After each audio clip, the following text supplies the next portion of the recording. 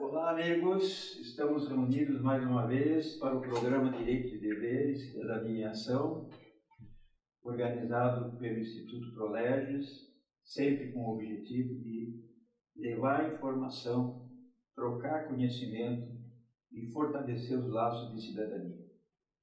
Hoje estamos acompanhados de 3 advogadas, professoras universitárias. Então, qual é o objetivo do nosso encontro? É ver como é que a professora que forma novos profissionais e também advoga, qual é a ótica que ela tem da profissão, dicas, enfim, informações importantes para todos nós, notadamente para os jovens advogados e para os advogados recém-formados. Muito bem. Estamos aqui com a professora Maria Elizabeth Dias Gomes, professora da FIG Unimesp, advogada, mestre em Direito do Trabalho e especialista em Direito Empresarial. Inscrita na OAB sob o número 85227. Estamos aqui 85-122. com a professora Rosana Valderano de Lima, professora, advogada, mestre em Direito, especialista em Relações Familiares, inscrita na OAB sob o número 170.307. E também na companhia da professora e advogada doutora Andréa Tavares de Andrade, mestre em Ciência Política e Relações Internacionais. Na verdade, ela migrou de uma outra área e terminou fazendo o curso de Direito. E ela é uma advogada recém-inscrita nos quadros da OAB, em torno de um ano, né? E registrada sob o número 465.540. Posso afiançar 3 professoras de muita capacitação, de muita sensibilidade e que atuam com a máxima responsabilidade nas respectivas profissões. E todas associadas do nosso Instituto Prolerges. Eu convido a professora Maria Elizabeth Dias para considerações iniciais, se apresentar, falar um pouquinho, e depois nós vamos começar a fazer as perguntas mais difíceis para ela responder.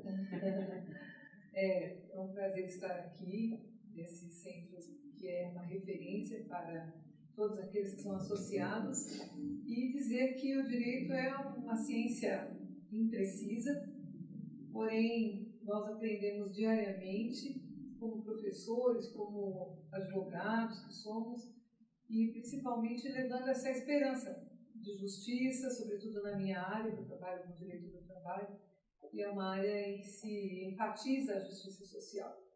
Então, é uma profissão que nos ensina diariamente, nos capacita a sermos pessoas melhores através das nossas experiências. Muito bem. Professora doutora Rosana Valderano de Lima. Como é que é advogar na área de família? Bom, em primeiro lugar, eu quero agradecer mais uma vez a oportunidade de estar aqui com esse grande amigo Clóvis, professora Beth Dias, professora Andréa. Prazer enorme aqui estar, dividindo um pouquinho da experiência com vocês, poder compartilhar aí com o pessoal que nos assiste. Já entrando na minha área, assim, de uma vez, então vamos lá. Eu digo sempre aos meus alunos, e eu tenho certeza que os meus alunos que assistirem esse pequeno bate-papo aqui, eles vão relembrar disso. Advogado militante da área da família. Assim como a professora Beth colocou a particularidade da minha área de trabalho, busca pela justiça social, a área da família também tem a sua especificidade, digamos assim. Então, eu sempre digo que o advogado da área da família, ele não é melhor que ninguém, também não é pior, né? Naturalmente. Mas ele tem uma postura diferente. Assim como o advogado militante da área trabalhista, tem uma postura diferente, tem que ter um olhar diferente, né? Uma sensibilidade com o trabalhador e tal. Na área da família, o profissional ele tem que ter também uma sensibilidade diferente, porque nós lidamos com patrimônio nesta vida. Nem sempre, né? Havendo ou não patrimônio, acaba havendo aí a atuação do profissional, mas nós lidamos principalmente com pessoas. Então, nós lidamos com paixões, angústias, tristezas, sentimento de vingança. E, na maior parte das vezes que nós atuamos aí no processo, nós temos um menor. Então, ou temos um menor, ou temos uma pessoa vítima, às vezes, do desmando do outro, né, no caso de violência doméstica, violência psicológica, ou nós temos um idoso. Então, em todas as situações, é necessário que esse profissional, quando ele estiver atuando na área da família, que ele definitivamente se coloque nesse lugar de profissional. Tem que saber ouvir. Eu digo sempre aos alunos que o cliente, quando procura a gente, ele não procura o profissional da família para brigar. Né? Ele já está brigando. Ele procura a gente para parar de brigar. E muitas vezes algum colega não percebe isso. E parece que as pessoas, o marido ou a esposa, qualquer um deles, quando procura o advogado, a primeira ideia que essa pessoa que nos contrata tem é que agora ele tem alguém para brigar para ele. Ele tem alguém para tomar a frente, ou seja, às vezes as pessoas cometem esse equívoco de achar que a briga vai aumentar. Não vai, a briga tem que diminuir. E nós, né, de fora do problema pessoal ali, temos que ter essa sensibilidade para tentar, da melhor forma possível, conduzir isso da maneira menos dolorosa para todos. Eu, recentemente, participei de uma formação, digamos assim, para advocacia colaborativa. Então, hoje eu sou uma advogada colaborativa e isso me fez refletir sobre muitas coisas. Né? Eu busquei a advocacia colaborativa por uma inquietação, um sentimento assim de pensar, eu venci o processo, mas será que eu acabei com o problema? O problema na área da família ele se renova, porque o filho continua sendo filho, o ex continua sendo ex, a mãe continua sendo mãe, o pai continua sendo pai. Então, o problema se renova. É o alimento que precisa aumentar, é o alimento que precisa diminuir, a alienação parental que começou a surgir, enfim. E eu me sentia, às vezes, muito frustrada em terminar com o processo, mas não acabar com o problema. Então, essa parte da advocacia colaborativa meio que tem acalmado um pouco mais o meu coração nesse contexto da advocacia de família. É sensacional, é super gratificante em todos os sentidos, mas a gente tem que ter um olhar mais sensível do conflito e não simplesmente pensar em dividir patrimônio. E não é isso que acontece. Era isso, doutor Clóvis. Muito bem. E tem mais coisas aí para a gente esclarecer e realmente a vida de família é muito bonita, é muito rico, né? E é difícil, muita gente pensa que vamos fazer aí rapidinho, a gente resolve, tá? Mas o problema, como você mesmo falou, aparentemente acaba, mas na realidade ele perdura. Se faz um divórcio, define guarda de filho, 2 anos depois vem a história da mudança da guarda, vem a briga, né? A criança começa a ficar maior, ela começa a ter vontade, quer ficar com um fora do horário de visitação do outro, e é aquela briga constante. Bom, e a doutora Andréa? A doutora Andréa, professora, oriunda da área de ciência política e relações internacionais. Aí ela resolveu fazer direito. E, como mestre, ela inclusive dava aula no curso de direito. Aula de direito internacional, aula de português jurídico, metodologia científica, né? Ela foi, inclusive, minha aluna na pós-graduação, processo civil, e dá aula hoje na pós-graduação. Mas é recém-formada, com muita vivência nesse relacionamento humano. Pergunte, professor André, qual é a sua expectativa? Você está formado há um ano, mais ou menos, né? Então, Isso, na UAB há um ano, mais ou menos. isso. Qual é a tua expectativa? Como é que você está enfrentando a advocacia? Vamos falar para os nossos amigos. Bom, inicialmente eu gostaria de agradecer a oportunidade e dizer que eu estou aqui cercada por mestres, né? Meus mestres. Então, tanto a doutora Elizabeth, minha professora na graduação, o doutor Clóvis na graduação e na pós-graduação, e a doutora Valderano aqui também na pós-graduação. Então, sem dúvida, uma mesa aqui que eu me sinto muito privilegiada, muito privilegiada. Até nós. Veja só, com os meus alunos, eu já converso sempre que, da mesma forma que a gente diz que a OAB, o preparo para a OAB, embora a OAB não seja o único caminho na advocacia, o único caminho no direito, mas se você opta e precisa efetivamente da OAB para advogar, o preparo para a OAB começa no primeiro dia de aula.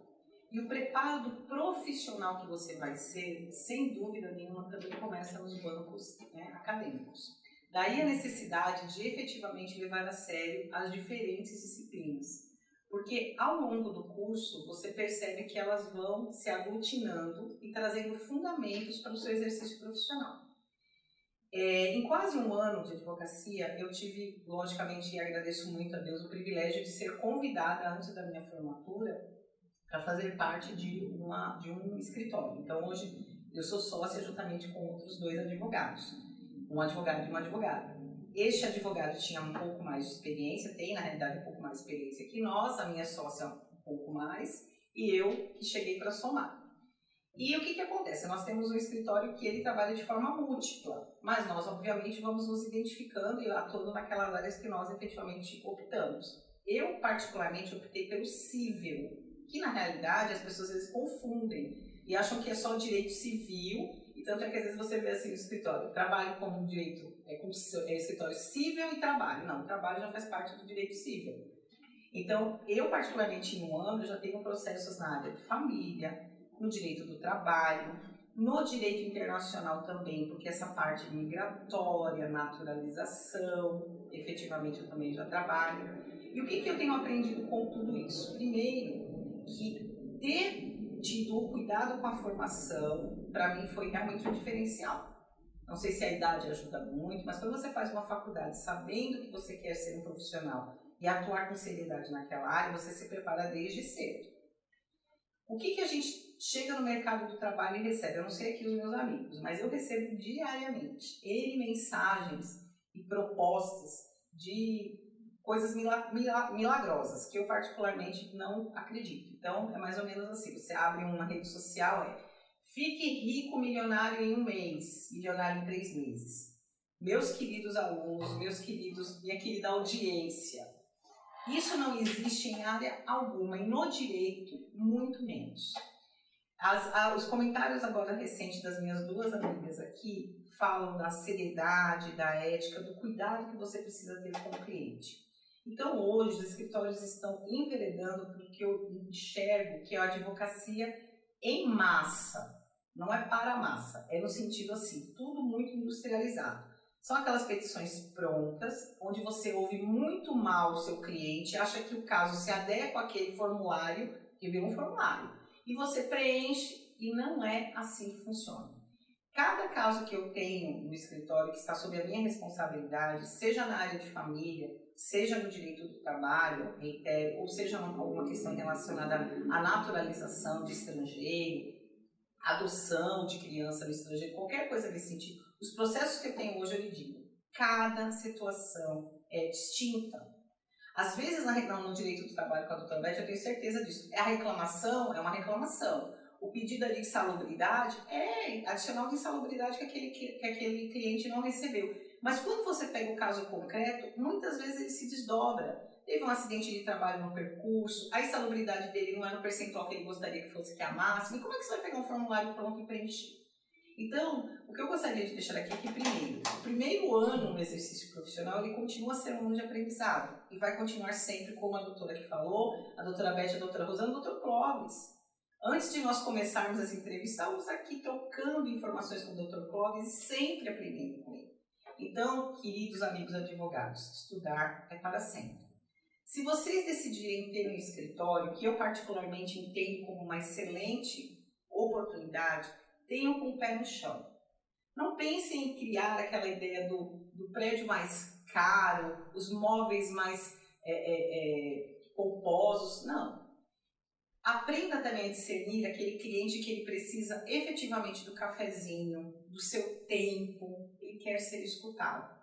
E tem um cliente mais jovem que já está naquela linha, olha doutor, eu mando os documentos em PDF, ele já faz assinatura digital no celular e no máximo ele quer uma videoconferência para lhe conhecer. Mas a gente precisa ter a sensibilidade para definir, distinguir esses nichos e atuar em todas as áreas com muita ética, muito amor, porque em um ano, eu digo de coração aberto, como o seu nome vai sendo construído e fortalecido em cada ação, em cada processo, no cuidado que você tem. É essa a experiência. Muito bem. Inclusive, doutor André, em cima do que você está falando, essa semana ainda eu recebi uma propaganda na rede social. Não perca tempo fazendo petições. Sim, nossa. Querendo vender um kit com 5.000 petições. Como que fazer petições fosse uma coisa industrializada. Né? É o que você falou. Cada história é uma história. Como é que você faz a audiência? E quem vai em cima de modelo termina. Né? E o respeito que a gente adquire ao longo da advocacia, eu posso assegurar, né, 42 anos de experiência, a credibilidade que a gente adquire é o nosso maior patrimônio. Eu fico imensamente satisfeito quando eu recebo uma ligação, um contato. Eu nunca troco o telefone. Tem advogados que trocam o telefone uma vez por mês. Os meus telefones fixos eu tenho desde 1993, quando eu voltei para Guarulhos e reabri meu escritório. Então, de vez em quando eu recebo um telefonema de alguém que foi meu cliente em 94, 95, 98. Doutor, você ainda está advogando? Ele liga até receoso se eu já não morri. Aí ele quer saber se eu continuo divulgando. Quer dizer, um cliente que procura a gente depois de 23, 24, 25 anos, é sinal que você conseguiu mostrar, né, a responsabilidade com ele. Então isso é uma lição que fica. Né? E principalmente o cliente, desculpa te interromper, para não perder um momento, um cliente bem atendido, um cliente satisfeito, ele te traz um número limitado de clientes. Sem dúvida. Então, assim, eu, pelo menos, só trabalho por indicação. A maioria de nós, a gente não tem placa na porta. Sim. Né? E mesmo que tenha, o cliente que vem pela placa é mínimo. É a indicação. Então, um trabalho bem feito, um trabalho respeitoso, ético, ele te rende frutos ao longo da tua vida. Vida toda. Então, e se o advogado pisar na bola, a única coisa que ele vai ouvir, nunca mais procure esse cara. Então, realmente é importante. O que o doutor falou agora, um minutinho também, para fazer uma inserção, existem pesquisas recentes que mostram que a credibilidade na área jurídica, né, em relação aos advogados, é uma credibilidade baixa. Porque nós temos hoje nada mais, nada menos que uma estatística de 1.300.000 advogados no Brasil. Uma média de um advogado para cada 160 pessoas, né? Então isso é uma estatística já gigantesca. Mas desse 1.300.000, os profissionais que efetivamente têm isso que o Dr. Clóvis coloca, uma trajetória de 40 e poucos anos ilibada, que a doutora aqui, Beth Dias, já tem, com 20 e poucos anos, né? 30 e pouco, né? Desculpa, doutora Rosana. E eu reitero, com um ano eu já percebo a diferença, as indicações. Por exemplo, o escritórios em Guarulhos, você está recebendo gente de Arujá, gente de outros municípios, porque foram bem recebidos, então isso é muito gratificante. É a diferença. Isso é uma lição que fica e um exemplo que a gente tem que procurar aproveitar. Professora Maria Elizabeth, você atua na área do trabalho. E atuar na área do trabalho significa ou trabalhar para o empregador ou trabalhar para o empregado, né? O famoso reclamante. como é que, ao longo desses 30 e poucos anos de advocacia, você vê esse trabalho tanto em prol do patrão quanto em prol do empregado? Quais são as diferenças de enfoque de um ou de outro? É interessante isso que o professor Costa está perguntando, porque, inclusive, quando nas aulas perguntam, né, nós aprendemos o Instituto, quer dizer, o Instituto CLT, o Código Civil, a Constituição Federal, que nós aprendemos nas aulas, elas são aplicadas a qualquer pessoa. Então, você tem que saber lidar com as duas hipóteses, tanto no ataque quanto na defesa. O instrumento é o mesmo, você tem que saber interpretar. Então, inclusive, isso é uma crítica do meu marido. Ele fala, como é que pode, ao mesmo tempo, defender e, ao mesmo tempo, atacar? Porque a ambiguidade do direito, tanto ele é uma bandeira de defesa quanto uma bandeira de ataque. Então, a gente tem essa espada que corta dos dois lados, que de uma maneira simbólica, a espada ela faz parte da simbologia do direito. Então, é interessante a ótica, primeiramente, você tem que saber de que lado você está, para saber como você vai usar aquele mesmo argumento em favor de um ou em favor de outro. Então, o argumento que forma é o mesmo. Nós é que vamos, ao longo do tempo, eu comecei advogando para trabalhadores, para reclamantes, inclusive bancários, e os primeiros clientes, é interessante, como é que você vai fazer a captação de clientela? Os meus primeiros clientes foram a minha família. Então, ali eu entrei fazendo reclamação trabalhista, fazendo divórcio das primas, né? Dos maridos dos cunhados. Então, eu comecei exatamente assim. E por incrível que pareça, esse foi o começo e continua sendo, porque qualquer problema na família se socorre a mim. Então, você começa com isso. E a credibilidade, quer dizer, para advogar para a empresa, aí são indicações, são amigos, olha, a professora Maria Elizabeth, ela faz a parte trabalhista, e um vai indicando para o outro, e com o reclamante é a mesma coisa. Então, a indicação é importante em face da própria característica da sua dedicação ao trabalho. Mas o foco é assim, trocando em miúdos. Quando você advoga para o reclamante, ele é sempre a vítima, digamos assim, não recebeu crédito, quer questionar algum direito. Quando você advoga para o reclamado, ele sempre acha que ele está sendo, como é que eu posso dizer? Generoso demais. Pagou tudo. Olha, eu paguei tudo, eu não devo, ele está tá pedindo além do que deve. É ingratidão. É ingratidão. Vê como, aí já não mas são verdadeiros inimigos. E nós estamos ali.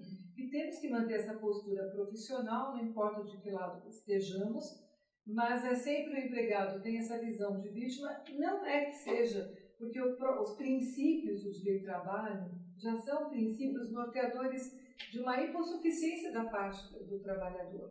Quer dizer, há uma desigualdade econômica. E hoje, só que hoje no Brasil, nós temos a grande maioria que são micro e pequenas empresas, que muitas vezes não desconhecem os direitos dos trabalhadores. E quando chega a reclamação, eles também se sentem como vítimas de um sistema, de um modelo, de excesso de crédito, e a petição inicial comporta tudo. Aí vem a ética do advogado. Olha, como é que você vai pedir algo que você não tem nenhum lastro? Então você vai pela conversa do reclamante. E às vezes também eu aprendi, quando estudante, que você tinha que pedir tudo. Depois a reforma falou, você não pode pedir tudo, porque você vai ter sucumbência. Aí reduziu o número de ações. Mas é interessante isso, a ótica de cada um. E isso que minhas amigas, colegas, acabaram de falar, é a questão da casuística. Não podemos tratar todos de maneira igual. Cada caso é um caso, tem sua peculiaridade, e também vai enfrentar um juiz que a gente não sabe como vai ser, depende de provas que nós não sabemos como vai ser, mas o trabalho do advogado é sempre ser esperançoso naquilo que ele defende como convicção, porque ele é o primeiro juiz da causa. Então, às vezes, dá para perceber quando um cliente que é algo que o direito não vai socorrer, mas às vezes você acaba negando a sua própria convicção para atender ele, e às vezes não dá certo. Então, o que eu aprendi ao longo desse tempo? Se não me convencer, não vai convencer o juiz também. E aí a gente tem que falar não, seja para um, seja para outro. E sinalizar o risco da demanda. Eu acho que isso é muito importante. eu vou ganhar. Eles criam expectativa. Às vezes o trabalhador ele cria uma expectativa que com aquele processo ele vai comprar uma casa. E às vezes dá uma improcedência. O que fica? Então nós não podemos depositar toda essa credibilidade num processo que vai depender de prova, que vai depender da interpretação do juiz. E do lado do empregador a gente tenta minimizar custos. Deixar bem claro, você é um candidato a risco. Então, é melhor você fazer um acordo. E há pessoas, professor Clóvis, empregadores que eu já defendi, que fizeram excelentes acordos e quando sai da audiência vai contra o advogado, falando, eu não tinha que pagar isso, porque ele é um leigo, ele não entende do risco que ele está correndo. É como uma criança. Uma criança, às vezes, está diante de um risco iminente, ela não reconhece, ela não sabe.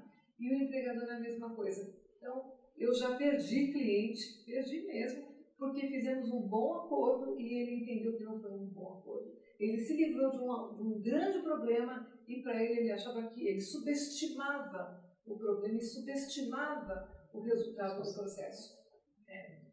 E é interessante porque quando a gente faz uma audiência trabalhista, como da mesma forma que faz de outras naturezas jurídicas, a gente mais ou menos já sabe pelo clima da audiência aonde isso vai parar, né? Pela contestação do colega, né? A própria desconfiança que a gente tem daquilo que ouve do cliente, né? O cliente fala, mas a gente tem sempre com o pé para trás, né? E aí às vezes a gente indica uma coisa, né? E às vezes o cliente quer, outras vezes é meio teimoso, e depois lá na frente aí vem o resultado que ele não gosta. Exatamente. E ganhar, eu sempre digo, ganhar na primeira instância é bom, mas não é o suficiente. Porque a gente às vezes ganha na primeira instância, fica satisfeito, né? Tira o pé do acelerador, como se fala, e aí um ano depois, quando vem o resultado do tribunal, aí, né, são 3 desembargadores que julgam e a decisão que pode vir, nada agradável. Uma coisa interessante que você falou, eu sempre prefiro advogado que tenha experiência, tanto como empregador quanto como empregado. Porque atuando de um lado ou do outro, você já antevê aquilo que pode vir da parte contrária. Eu aprendi isso no Tribunal do Júri. Eu comecei a minha advocacia fazendo júri, fazia muito júri. E sempre falei, não, eu só vou advogar para o réu. Aí, num determinado momento, surgiu uma situação que eu não tive como dizer não para atuar como assistente de acusação. E aí eu atuei como assistente de acusação. E aí eu percebi os dois lados da jogada, né? E digo, olha, toda moeda tem dois lados, isso é uma realidade, e a gente tem que realmente ficar antenado, né, naquilo que faz. Então, não fugir nunca da possibilidade de ter o conhecimento do processo como um todo, seja defendendo o autor, seja defendendo o réu. É o verso e o reverso da medalha. E assim, também uma situação muito interessante, quando você advoga para o empregado, é a empresa, né, fechar ali, ou fechar de fato, não ter patrimônio, e passa todo um contexto, né, de anos trabalhando num processo, muitas vezes, e no final a gente não consegue receber o crédito porque efetivamente a empresa não tem patrimônio, os sócios não têm patrimônio. Então essa parte da advocacia do lado do empregado tem esse ponto, que é um ponto, então, é um contraste de risco, a gente tem que deixar claro, tanto quanto pode ser extremamente vantajoso, porque você tem uma porcentagem maior, e acontece isso. Com o reclamado, a gente chama às vezes a advocacia de partido, que é um reclamado que te paga mensalmente para você defendê-lo, tanto no aspecto judicial quanto no aspecto preventivo. Então, ele tem uma consultoria prévia que pode impedir, orientá-lo para ele não cair na questão processual. Então, ele não precisa ir para a lide. E agora, também, com a inovação da reforma trabalhista, nós temos o acordo de jurisdição voluntária. E isso, de todo o contexto da reforma, foi um dos artigos que eu mais apreciei. E o segundo artigo que eu apreciei também é a possibilidade de composição no cumprimento do contrato entre empregado e empregador sem qualquer intervenção sindical, porque subentende-se que o trabalhador de hoje não é o trabalhador do século XIX, século XX, é uma pessoa que também está esclarecida. Então, ele tem capacidade para subscrever um acordo no qual ele pretende se desligar e dizer: eu não te demito, você não pede a demissão, mas nós temos uma via, né, mediana aqui para resolver a questão. E se não, para a segurança jurídica, que eu acho ótimo, fazer jurisdição voluntária. Ontem mesmo tive uma orientação a respeito disso. Uma jurisdição voluntária, cada um tem um patrono, e ali tem o aval da homologação do juiz, que é uma sentença transitada em julgado e que oferece segurança jurídica. Então, nós temos passos agora para simplificar a tal da LIDE, né? Que a LIDE sempre é a última opção. A esfera preventiva e a negocial é sempre a melhor solução. Muito bem. Agora, só um minutinho, doutor, aproveitando o que a doutora Beth falou. Eu não sei se os doutores concordam. Indiferente se é uma área, se é um processo de família ou do que quer que seja o trabalho, pelo menos é o que eu tenho buscado colocar em prática. Eu sempre, depois de redigir a minha petição, a minha reclamatória, eu sempre converso com o meu cliente para que ele entenda as bases dos meus pedidos, porque, por exemplo, nas questões de família, o que a gente percebe muito é que são processos que muitas vezes o advogado, no interesse de criar uma situação ainda mais terrível do que ela já é, usa de certos termos, o que a pessoa lê, né, digamos assim, a parte contrária lê, ela se sente ofendida no âmago. E aí é mais difícil você contornar. Então, como a doutora falou, às vezes se resolve o problema, em tese, aquela situação, mas não a causa nem o problema a médio e longo prazo.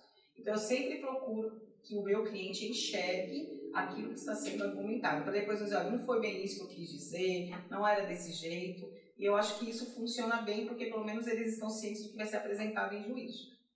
Na Código de Processo Civil atual, 2015, já vem uma separação de relações de família, né? Então, eu acho isso super interessante, porque é diferente. Sim.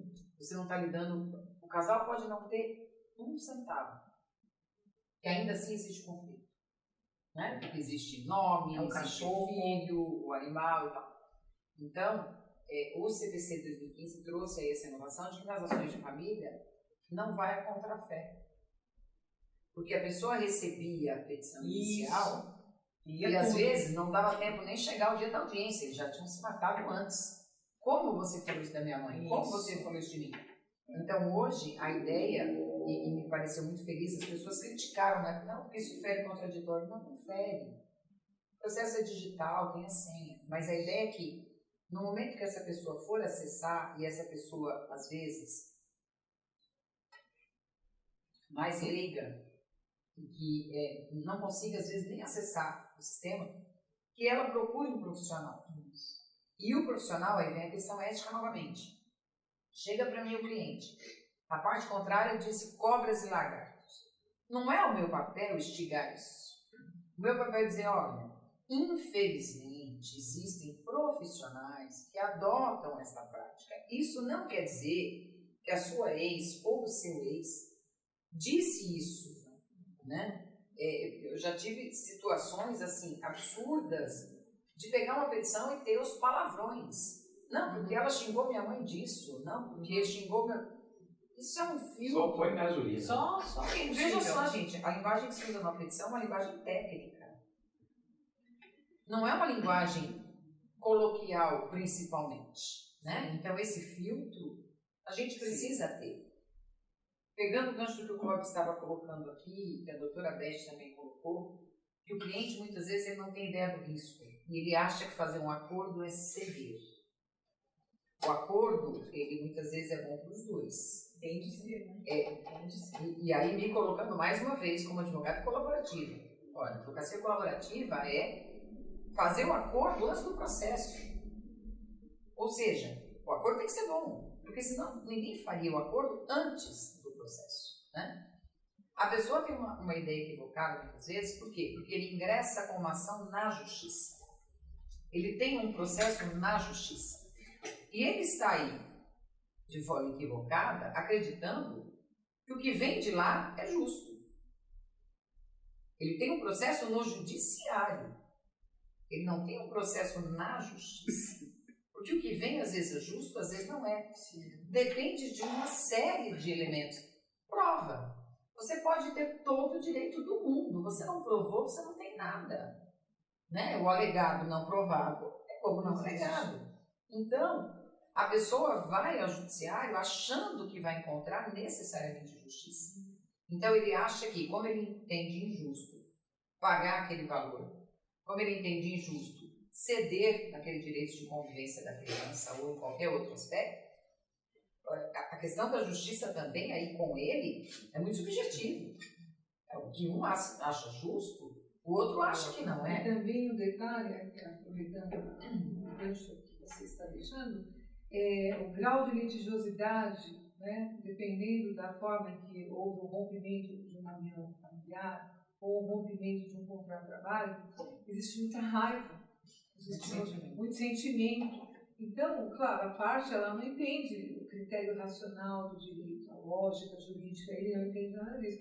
Então ele chega para você, por exemplo, no caso, é engraçado, era um assédio sexual no ambiente de trabalho. E quando nós íamos para a audiência do escritório até lá do trabalho, nós íamos caminhando, ela falava, era um caso, claro, delicado, assédio sexual não é algo comum que a gente lidar, e até pedimos segredo de justiça, colocamos todo mundo para fora da sala. Ela falou, doutora Beth, a senhora tem que ir com muita raiva, porque isso aí não pode ficar assim. E aí, às vezes, o advogado, ele não pode entrar naquela como é que chama? Não, ele não pode entrar na vibe, naquele sentimento do cliente. Isso. Ele tem que ser, olha, peraí, não é assim, não é? Sangue nos olhos. Sangue nos olhos e faca nos dentes. Não é isso. Você contrata o advogado para parar de brigar. Sim. E não para brigar. Eles vão com um critério de litigiosidade. Não quero acordo, não se fala em acordo. Quer dizer, é muita raiva envolvida nisso tudo. Sobretudo numa terminação de contrato que às vezes acaba com assédio sexual. Você tem que enfrentar o poder econômico. Você é a parte fragilizada. Você começa a prova. Então a pessoa fala, vai com raiva. Não dá moleza para eles, não dá moleza para o advogado deles. E nós temos que fazer essa ponderação. Que nós vamos sim, é um litígio sim, mas nós queremos encontrar, nós não queremos propagar o litígio, nós queremos resolver problemas. Ser firme não é ser incendiário, acho que essa é a máxima. Ouvir é uma firme, ouvir é uma dádiva. Tem alguns mantras que a gente incorpora. Não podemos esquecer também aquela máxima que nem todo direito é justo. E o resultado de um processo ele vai vir sob a ótica do direito. E às vezes pode não ser justo. Verdade. Então, essa palavra justiça é uma coisa muito emblemática, né? O que é a justiça? Nem tudo que é direito é justo. Né? E a gente tem que esperar dentro do direito, porque o juiz não pode julgar fora do direito. Né? Se você me permite, lembrei agora de uma situação bem simples. Eu fui contratada por uma pessoa para fazer uma ação relativa ao direito de convivência, licitação. Esta pessoa teve um conflito anterior em relação a alimentos. O conflito de alimentos foi pacificado, resolvido inicialmente. A parte contrária, meses depois, se sentiu lesada, entrou de novo com a ação de alimentos, perdeu. E eu entrei nesse meio. Bom, agora aqui é convivência. Dentro da questão convivência, o meu cliente relatou a situação alimento anterior, processo que eu não patrocinei. E ele estava, de certa forma, incomodado com isso. Então, ele que venceu a ação não ficou feliz. A pessoa que perdeu menos ainda. Então, veja, o processo acabou. Não era nem dele. E eu não estava feliz. Quando a pessoa me trouxe isso, eu disse, tá, mas veja só. Podemos falar a respeito? Podemos. Bom, vamos tentar dessa forma. Fiz contato com a advogada da parte contrária, que havia perdido a ação de alimentos, que não era minha. E, de uma maneira muito sutil, eu acabei aplicando conceitos da advocacia colaborativa numa situação que não era colaborativa. Resultado, dentro do problema de direito de convivência, licitação, a gente puxou aquele problema do alimento e eu disse, olha, a senhora fica satisfeita assim? Doutora, mas aquele processo acabou. Eu falei, tudo bem, mas no acordo a gente resolve. É do seu interesse? Não, para mim é ótimo. Tá, resolve, para o senhor só fica mais satisfeito? Porque a filha é dele. Não interessa ele ganhar um processo e pagamentos para a filha. Entendeu? E por uma questão processual, a pessoa havia perdido a ação. Trouxe isso para dentro do direito de convivência, fizemos ali o termo. A colega, inicialmente, até não acreditou que aquilo passaria. Disse, não, doutora, eu acredito que sim. E aquilo que a gente está dizendo, há pouca experiência, sem desmerecer também, já tive um ano de formado.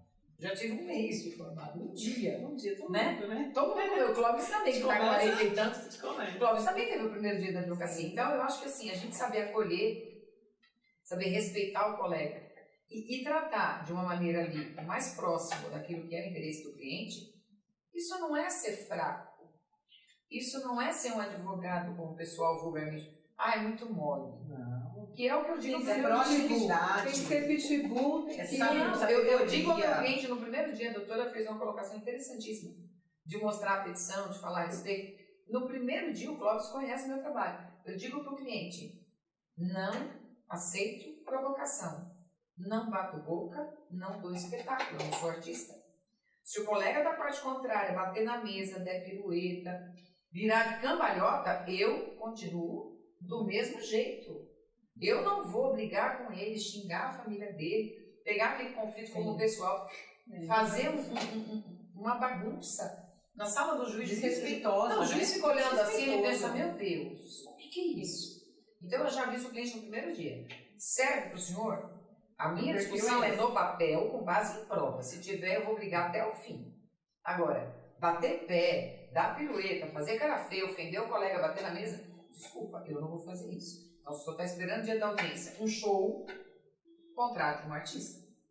Porque eu não vou fazer isso. Não, o júri é um show. Então, o meu cliente ele já sabe que a parte contrária pode xingar a minha mãe. O máximo que eu vou fazer é pedir ao juízo que tome providência legal em função daquilo agora. Entrar na provocação. Nesse tocante, nós também temos que deixar isso claro, porque as emoções estão à flor da pele, seja na família, seja no direito de trabalho, seja em qualquer situação.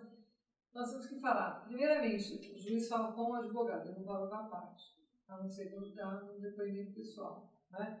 Então, quando tem esses transtornos, né, essas inconstâncias emocionais, nós temos que orientar, contenha-se. Mas às vezes, mesmo você falando para a pessoa, contenha-se, aqui não é a sua casa, aqui você está tratando do seu problema, às vezes a pessoa se excede. Aí, o que o juiz faz? Doutora, fala com o seu cliente, fala para ele se controlar. Aí nós é que temos que ter ainda esse controle das emoções do cliente, porque ele está achando que ele está no ringue. Só que ele não está no ringue, ele está numa sala de audiência. Foi lá para resolver. E essa história de falar só para contextualizar também, em relação aos clientes, não é só com os clientes. Eu tive o privilégio, eu sempre digo, a oportunidade de, por 2 anos, ser estagiária no fórum. E Deus me abençoou muito, porque eu acabei sendo estagiária junto a um juiz maravilhoso, para mim uma referência aqui, porque ele é um juiz, literalmente, que começou numa carreira sendo um servidor, entendeu, aprendeu, depois optou pela magistratura. Antes disso, acabou, inclusive, trabalhando junto a desembargadores, né, redigindo os votos. Então, uma pessoa com uma sabedoria muito grande, conhecimento de causa efetiva antes de ser um magistrado, e uma pessoa de uma simplicidade, de uma postura para poucos. Então, eu o vi atuando tanto na área criminal, que ele é um substituto, né, e também em outras áreas, civil, familiar. E quando ele me contratou, quando eu passei no teste de estágio, eu nunca esqueço, foi ele mesmo que ligou para mim, para informar que eu tinha sido aprovada na seleção. E no nosso primeiro contato, ele disse para mim, olha, Andréia, no dia que você estiver em uma audiência e um juiz estiver completamente descontrolado, batendo a mesa, sendo rude com as partes, ele está extremamente inseguro. Ele não tem o controle do caso, do processo, ele não tem o entendimento que ele precisaria ter naquele momento, então ele dispara contra as partes no sentido de amedrontar. Mantenha-se firme nos seus conhecimentos naquilo, não deixe ser intimidado por magistrado. Então veja, é o magistrado falando isso em relação a outro magistrado. E em relação às partes, da mesma forma. Então deixar claro qual é o seu perfil profissional para um cliente que lhe procura, seja na área que for, isso que a doutora Rosana falou é muito importante, porque cria uma relação de confiança. Ele não vai criar uma expectativa que ele não vai ter. Muito bem. Uma coisa que eu queria realçar, lamentavelmente o relógio parece que mais rápido. Mulherada fala, né? Corre a verdade livre com as Uma coisa que eu gostaria de realçar também para os advogados, principalmente aqueles que estão em início de atividade, nós, 4 aqui, somos professores, né? E a gente tem muitos ex-alunos advogados. E não é raro nós nos encontrarmos em audiência com esses ex-alunos advogados da parte adversa. Então, uma questão de amizade, o relacionamento com o professor sempre muito próximo, né? Existe aquela coisa de ir cumprimentar, conversar. Tem clientes que não conseguem assimilar isso. É verdade. Se você chega antes da audiência, encontra o colega da outra parte e vai conversar com ele, o seu cliente muitas vezes fala: estou perdido. Ele está vendido. Então, muito cuidado. Deixa para cumprimentar depois.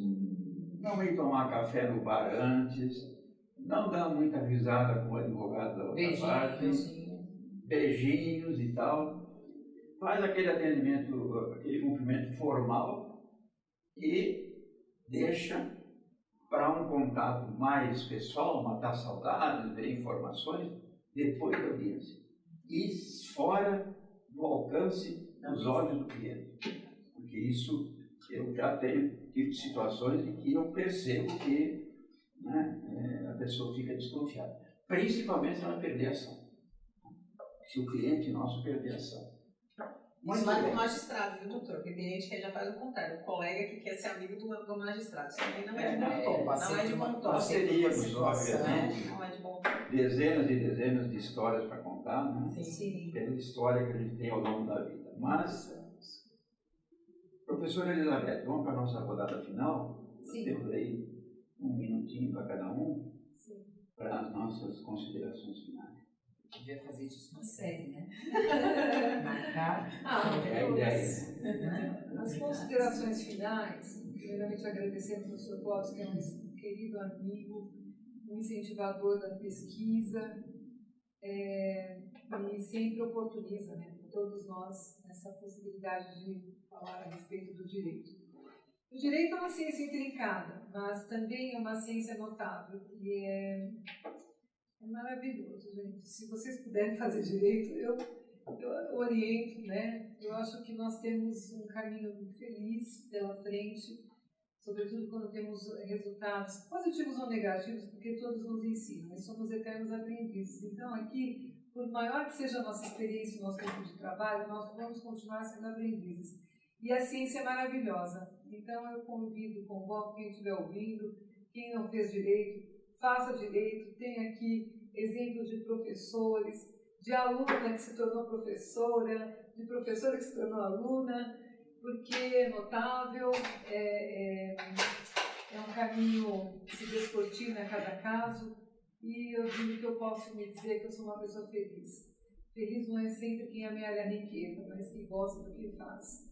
Então eu sou feliz por isso, amo direito, amo meus amigos, que a gente está sempre trocando ideias, por ser exatamente impreciso, a gente precisa ouvir um ou outro para fechar uma convicção e seguir adiante, crendo, sempre esperando a vitória, lógico. Obrigada. Bom, minha formação inicial era comunicação, né? Eu fui por 20 anos de jornalista também, mas eu sempre tive paixão pelo direito.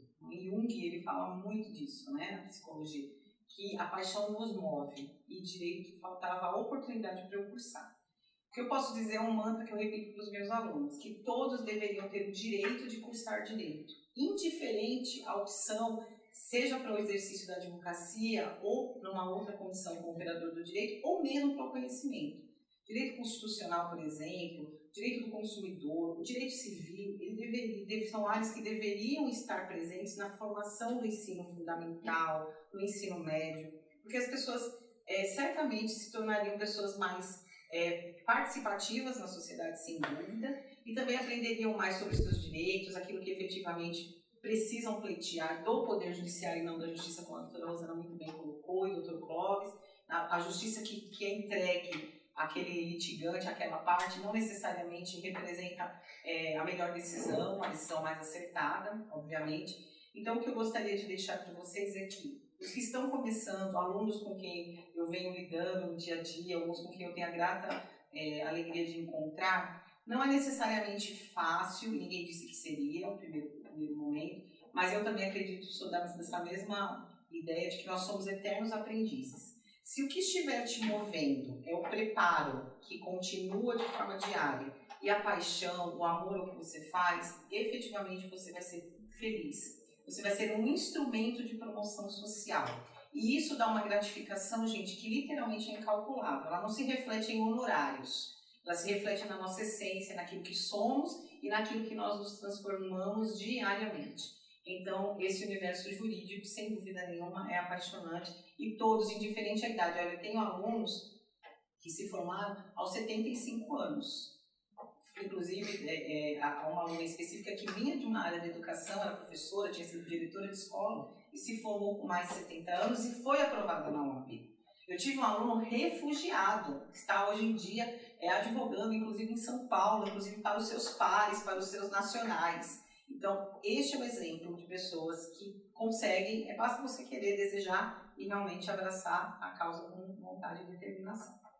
Professora Rosana, considerações finais. Muito bem. Doutora Andréia disse agora que tem uma aluna de 75, teve uma aluna, tive com ela hoje, ela tem 94. Coisa linda, né? Já tinha tido um de 80 e tantos, atualmente eles estão no 8º semestre. Então nunca é tarde, nunca é tarde.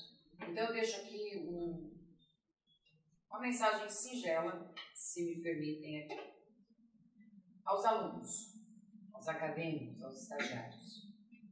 Os mandamentos do advogado, né? Não é lei, mas é de uma sabedoria assim excepcional, né? Mandamentos do advogado.